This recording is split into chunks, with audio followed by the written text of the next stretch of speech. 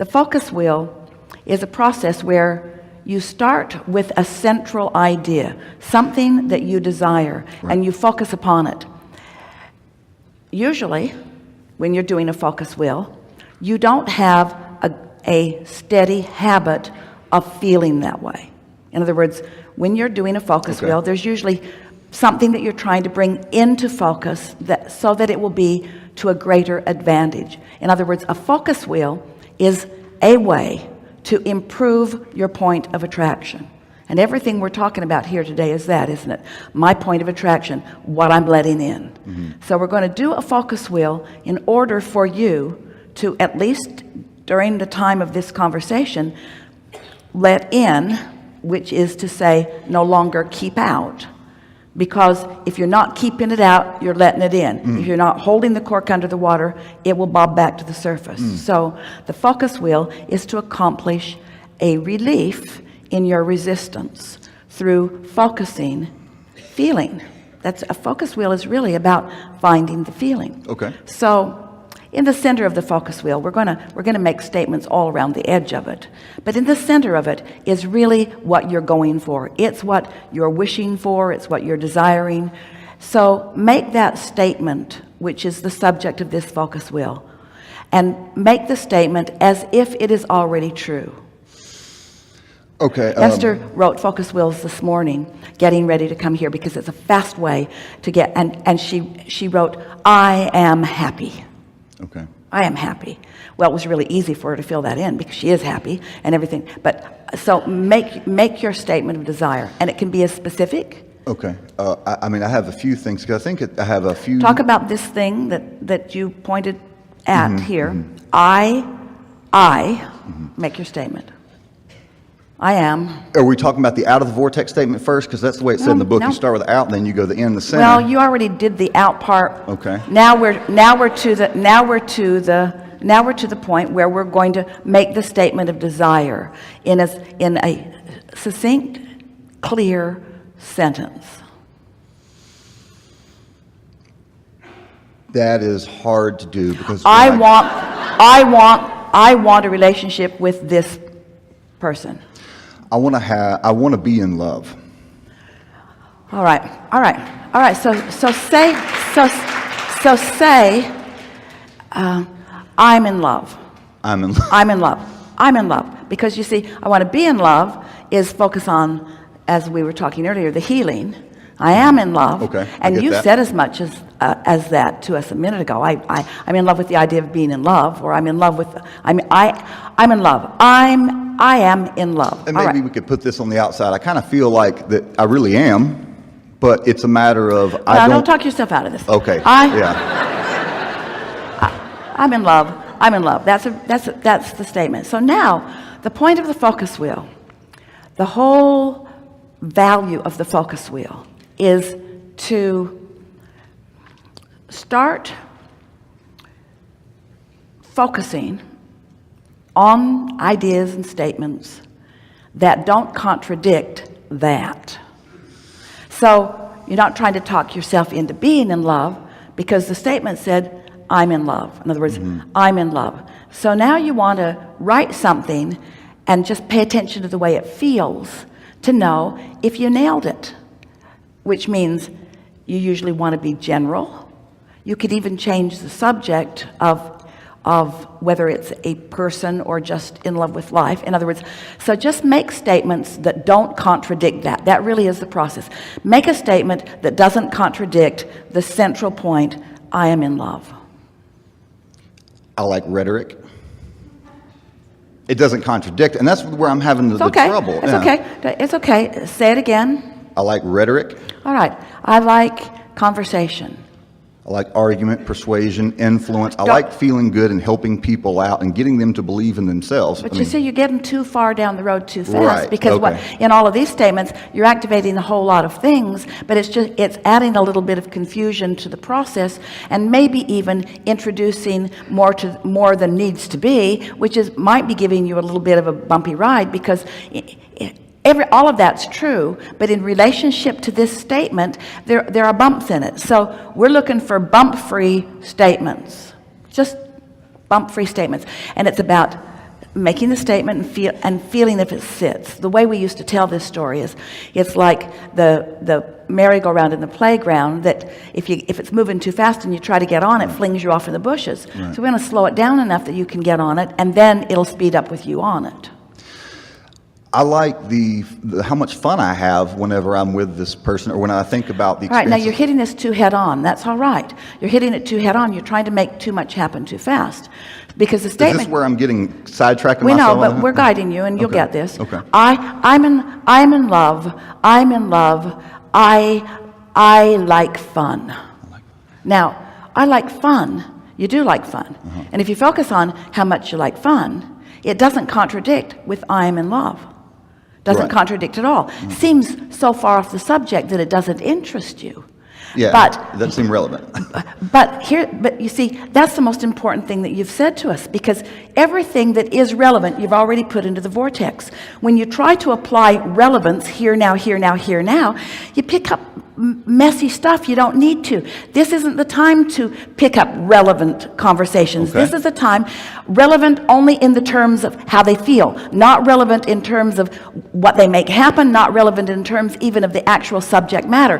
Vibrationally relevant. You helped us to say something that we've never said before. Vibrational relevance is what you're looking for. Period. Only vibrational relevance. So love is to fun as fun is to love. Love is to fun as clarity is to fun and to love. Love and fun and clarity and rhetoric are all to each other as they are to each other. In other words, vibrationally relevant. Do you feel the solid footing that you're accomplishing? So I am in love, and I am fun, and I am clarity, I am clear, and I adore rhetoric, I adore conversation. So no bumps in any of this. What else?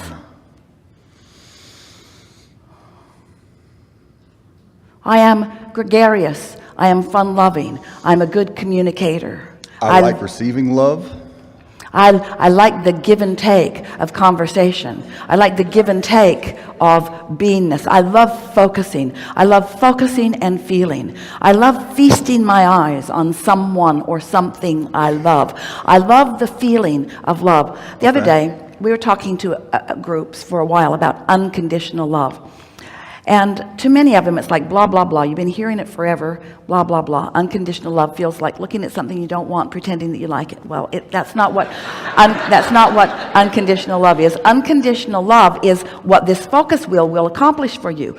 Unconditional love is finding the vibration of love without needing conditions to support it, or without needing conditions to change in order to feel it.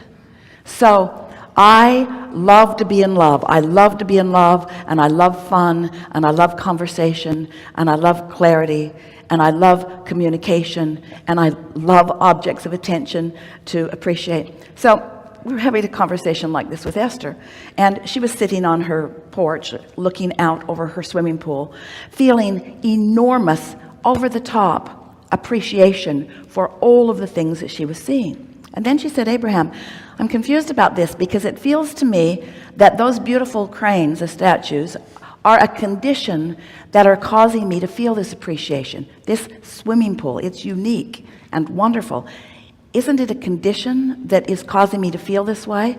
And we said, think about it, Esther.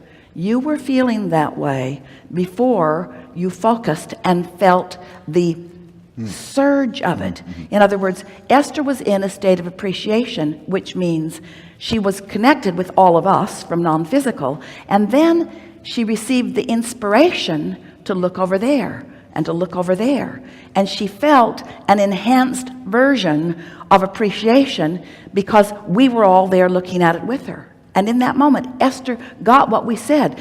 This was unconditional love. The perception, her ability to love, was magnified thousands of times because she was in sync with us, and we were focused with her, as we always are with you, in every moment in time. But Esther found, sort of accidentally, a way of allowing the fullness of us. And then our conversation, she had to admit, yeah, I was feeling appreciation, and then I was feeling appreciation, and then. So I'm in love, and I'm also fun. I'm in love, and I'm also clear-minded. I'm in love. I am in love. I love to be in love. I'm in love. I'm in love. I love to love. I love syncing up with Source. What else? What else can we put around that? I love fun. I love clarity. I love rhetoric. I love conversation. I love taking trips. I love taking trips. Now, see, this is really good because you stop trying to make something happen with this. You got into the feeling of, I love freedom. I love the freedom of being. I love inspiration. I love being in the moment. I love the feeling of being in the moment. I like being footloose. So does your girlfriend. I love.